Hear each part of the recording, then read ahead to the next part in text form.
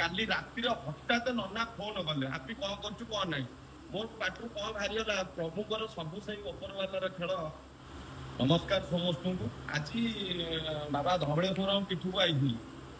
ଆମର ଶ୍ରୀନନା ଯିଏ ଆମର ଜଣେ ବଡ ପ୍ରଶଂସକ ଯାଉ ତାଙ୍କର ଆଜି ପାଳି ନଥିଲା। ମୁଁ କହିଲି ନନା କାଲି ରାତିରେ ହଠାତ୍ ନନା ଫୋନ କଲେ ହାପି କଣ କରୁଛୁ କଣ ନାହିଁ ମୋର ପାଠରୁ କଣ ବାହାରିଗଲା ପ୍ରଭୁଙ୍କର ସବୁ ସେଇ ଉପର ବାଲାର ଖେଳ।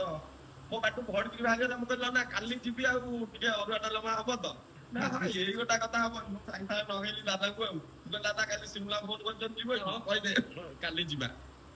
ଯାଉ ଆସି ପହଞ୍ଚିଲୁ ନନା ତାଙ୍କର ଫଟାଫଟ ଆଉ ଜଣେ ନନାଙ୍କ ସାନ ଭାଇ ସବୁ ରେଡି ଅନ୍ନ ଡାଲମା ଆଉ ନଡିଆ ଦହି ପଡିକି ଆଣିଛି। ମୁଁ କିନ୍ତୁ ଏ ଜୀବନରେ ଖାଇନଥିଲି ଏଇଟା କିନ୍ତୁ ଫାର୍ଷ୍ଟ ଟାଇମ୍। ନନା ଟିକେ ପାଖକୁ ଆସିଦେଲ।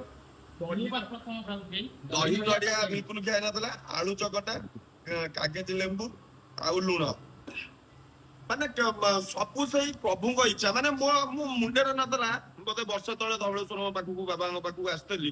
କାଲି ଗୋଟେ ହଠାତ୍ କଣ ନନା ଫୋନ କରିଦେଲେ। ନନା ସବୁଦିନ ଫଟୋ ହରିକା ପଠାନ୍ତି ଠାକୁରଙ୍କର ଦେଖେ। କାଲି କଣ ହଠାତ୍ ମନକୁ ଆଇଲା। ମୁଁ କହିଲି ମୁଁ କାଲି ଯିବି। ସାଙ୍ଗେ ସାଙ୍ଗେ ଗୋଟେ ହାତରେ ଫୋନ କରିଥିଲି। ମୁଁ କହିଲି ଦାଦା କାଲି ଯିବା ବାବାଙ୍କ କତିକି ନା କହିଦେ ସାଙ୍ଗେ ସାଙ୍ଗେ।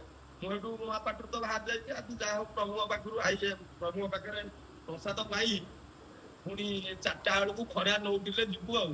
ଆଉ ନନାଙ୍କ ଭାଇ ଅଛନ୍ତି ସାନ ଭାଇ ସିଏ କରିଛନ୍ତି। ଆଉ ସିମଲା ତ ମୋବାଇଲ ଧରିଛନ୍ତି। ନନାଙ୍କ ସିମଲାଙ୍କ ପୁଅ ସିଏ ପୁରା ନାଜ କରୁଛନ୍ତି। ଆମ ପିଲା ଛୁଆ ହେଲା ବେଳେ ନନା ହେଇଯାଇଥିବେ ଆଉ ନାଇଁ ଚିହ୍ନେଇ ଦବୁ ଆଉ। ହଉ ରଖୁଛି। ପ୍ରଭୁ ସମସ୍ତଙ୍କୁ ଭଲରେ ରଖନ୍ତୁ। ଜୟ ବାବା ଧବଳେଶ୍ୱର।